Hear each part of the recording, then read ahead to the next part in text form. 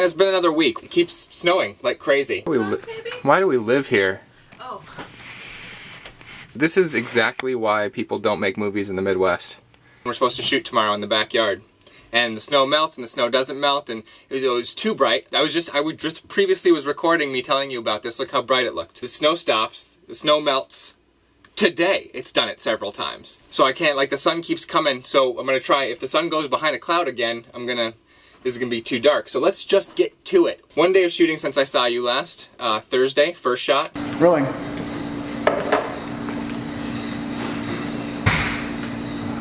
Last shot. Rolling. Speeding, track 24. 24. Quiet, please. And... okay, we're supposed to shoot tomorrow if the snow stops and clears. Snow is stopping right now as I'm looking at it. I just showed you that shot. Now there's no snow.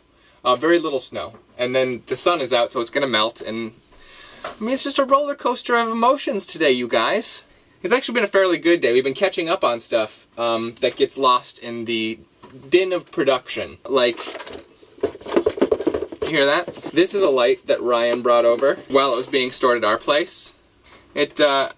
The box tipped over and it immediately shattered. Oh, now there's glass on my chair. That's good. So I ordered a new bulb, had it sent to his place. On our third day of shooting, they're doing this construction project across the street from where we live. And so there was a bunch of cars parked where they're not normally supposed to be parked. So people thought it was okay to park on that side of the street. 4 people with production got parking tickets. We were going to go contest those, but then we ran out of time because we kept forgetting, so we just paid them. In production? Yeah, because we were in production. That's how you forget everything, is because you're in production. We're just, oh my god. At least here I'm out of the direct sun. I don't have any time lapses. I didn't time lapse anything this week, and I realized part of the use of the time lapses, which is really good, is keeping me motivated. It's like having someone watch over me, making sure I do the work I'm supposed to do. I felt a little overwhelmed with production lately, but that's okay. That's okay. We're doing it one bit at a time. Kind of what I wanted to talk to you about today. Everybody's way of doing everything in every part of the process is completely different. It's an individual process every time. But first, if you want to see hanging out after a shoot, you can go to Vloganigan. Mike is this guy that's been helping us out on Pops 10. He's come out for a lot of days. He's done behind the scenes video. He's done a lot of boom operation. And if you go to his channel, it's a video that he shot like right after we wrapped shooting in this Evanston cafe called Caffeine. It's too dark now. Let's try a little tungsten temperature. When it comes to production, I was very lucky through my job at the magazines. I was able to talk to Harold Ramis, who directed Groundhog's Day, and he was a writer on Ghostbusters. And when I was like, "Don't you got a shot list and everything?" You know, he was like, "No, I don't shot list. We just work it out on the day. We get in there, see how the actors block it out, and then we just shoot the scene." I myself am a meticulous shot lister. I like to have every shot all planned out.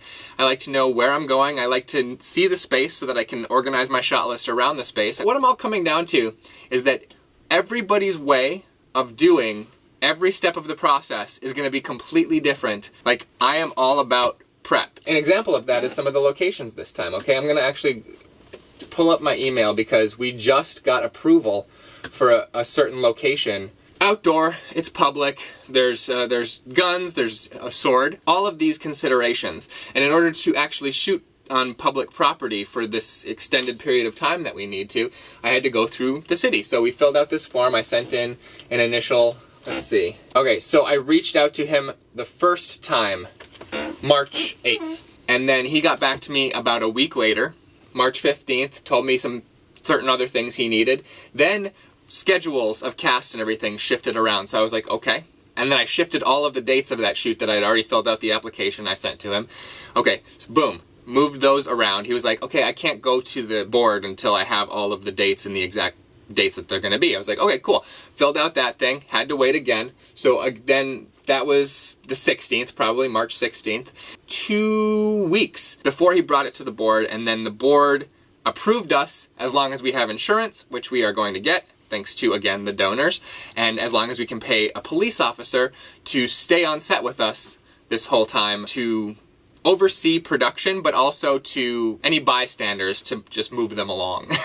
So we got approved on that, but that whole process started almost a month ago. So in order to get that location, which we're going to be shooting in a couple weeks from now, I had to start the process about a month ago. This is what I mean about prep. If you want something to be in a place, let's take, for example, the warehouse scenes in episode 7. I wanted to have a projection presentation happen. All of the prep that needed to happen way ahead of time. You need a projector, a projection screen, and then all of those photos that were projected onto there, as well as the fan art. So all of those things for that particular scene had to happen so far in advance. And then if you want a crane shot on that day, you gotta know through your shot listing that you're gonna wanna do this crane, move, dolly situation, and get all of those things into place for that one day.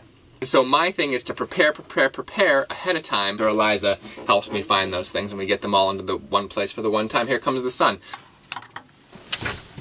And here we are again. See, I like to shoot by natural light if we can manage it. I like the look of it better. Another part of my process is getting it on the schedule and then forcing myself to have everything ready by that date.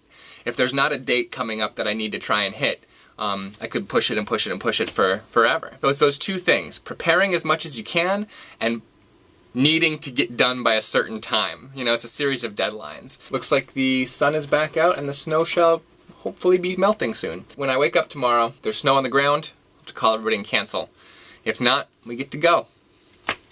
Liza and I are heading out to the Indie Series Awards this week out in Los Angeles, so you, Snow, because we're nominated for Best Visual Effects in the Indie Series Awards, which is awesome. We're gonna go to the ceremony and see what's what. We're also gonna go hang out by the ocean. We're gonna go drive through the hills. It's just, oh man, it's gonna be great. Yeah. I also told Eliza that so far I just went through all of the things that we'd shot, and we've shot 31 pages of episode 10 so far, out of 96 pages. So almost a third. That's really good. I'm having a hard time getting a couple locations, so we're gonna see how those work out, but at least we got this big chunk of location that we had to get approved by like the city board, which is great. And that was weighing on my mind a lot. So another hurdle over, a couple more hurdles to go yet. 7 days out of a production schedule of 27. Check out that video on Vlog and Egan's channel if you want, Mike's channel, he's a cool guy. And I will talk to you guys later. That's the Pops logo. Bye.